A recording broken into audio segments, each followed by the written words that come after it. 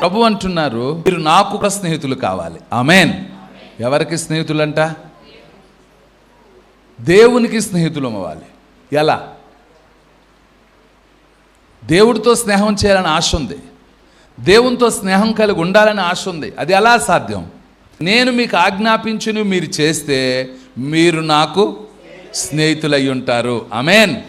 సరేండి, దేవుడు ఇప్పుడు ఒక అవకాశం ఇచ్చాడు. నేను మీకు ఏవేమి చెప్పానో ఆజ్ఞాపించానో వాటిని మీరు చేయగలిగితే మీరేమవుతారు? నాకు స్నేహితులు. ఆమేన్. దేవుడికి స్నేహితులుగా కోరుకోని వాళ్ళు ఎవరుంటారు? సరేండి, దేవుడే స్నేహం కోరుకుంటున్నాడు. మీరు నాకు స్నేహితులు కావాలి అంటున్నాడు. ఇప్పుడు దేవునికి మనం అందరం ఏమవ్వాలి? స్నేహితులం కావాలి. ఈ లోకంలో ప్రతి ఒక్కరూ మనుషులు ఏమై ఉండాలి? స్నేహితులుగా ఉండాలని కోరుకున్నాడు. మంచిదే. అలాగే పరలోకమందున్న దేవుడు కూడా ఏమంటున్నాడంటే, మీరు నాకు స్నేహితులుగా ఉండాలి అని అంటూ, మీరు నాకు స్నేహితులుగా ఉండాలి అంటే నేను ఏం చెప్పానో ఆజ్ఞాపించానో వాటిని అన్నీ మీరు చెయ్యండి. నేను చెప్పింది మీరు చేస్తే మీరు నాకు స్నేహితులే. ఆమేన్. అలాగా దేవుడు చెప్పినట్టు చేసి దేవునికి స్నేహితులైన వారు ఉన్నారు. ఆమేన్. అందులో నేనున్నానా అనేదే ఒక ప్రశ్న. ఈరోజు మనం ప్రశ్న వేసుకోవాలి. ఇప్పుడు దేవుడు అంటున్న మాట ఏంటంటే, మీరు నాకు ఏమై ఉండాలి? స్నేహితులై ఉండాలి. నాకు స్నేహితులుగా ఉంటే నేను చెప్పినవన్నీ చేస్తే లేక నెరవేరిస్తే మీరేమై ఉంటారు? నాకు స్నేహితులై ఉంటారు. ఆమేన్. అబ్రహాము దేవునికి స్నేహితుడు అని పేరు పొందాడు. ఇప్పుడున్న ఇశ్రాయేలు దేవుని స్నేహితుడని అబ్రహాము సంతానం. మోషేని దేవుడు అంటున్నాడు, మోషే నాకు ఒక స్నేహితునితో ముఖాముఖిగా మాట్లాడిన ఒక దైవజనుడు మోషే.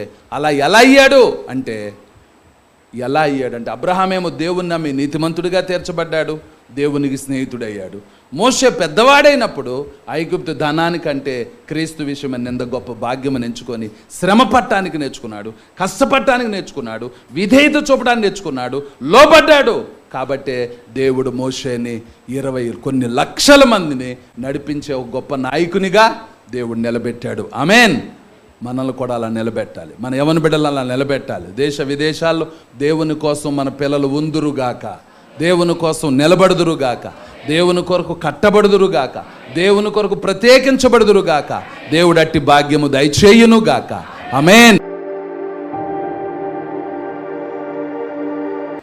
ప్రేమ కలిగిన మా ప్రియ పరలోకపు తండ్రి, మీ ఘనమైన నామమును బట్టి మీకు కృతజ్ఞతాస్తుతులు వందనాలు చెల్లిస్తూ ఉన్నాం. దేవా మీకు స్తోత్రాలు ప్రభువా. ఈ దినము ప్రభువా, మంచి స్నేహితుడు విడవక ప్రేమించును అని మేము విన్నాము నాయన. ఆ మంచి స్నేహితుడు మీరే నాయన. విడవకుండా మమ్మల్ని ప్రేమించి మా కొరకు శ్రమలను భరించి మా కొరకు మరణించి మరణాన్ని జయించిన మృత్యుంజయుడైన దేవా మీకు స్తోత్రాలు నాయన. మిమ్మల్ని మీకు స్నేహితులుగా ఉన్న అబ్రహాం గారి గురించి, మోషే గారి గురించి విన్నాము నాయన. మేము కూడా మీకు స్నేహితులం కావాలి. మేము కూడా మీతో స్నేహం ఏర్పడాలి. మీతో కలిసి మేము జీవించాలి. మీరిచ్చే శ్రేష్టమైన కృపలు మేము పొందాలి. అట్టి భాగ్యము దయచేయమని దీవించమని యేసు నామమున అడుగుచున్నాము తండ్రి. ఆమేన్.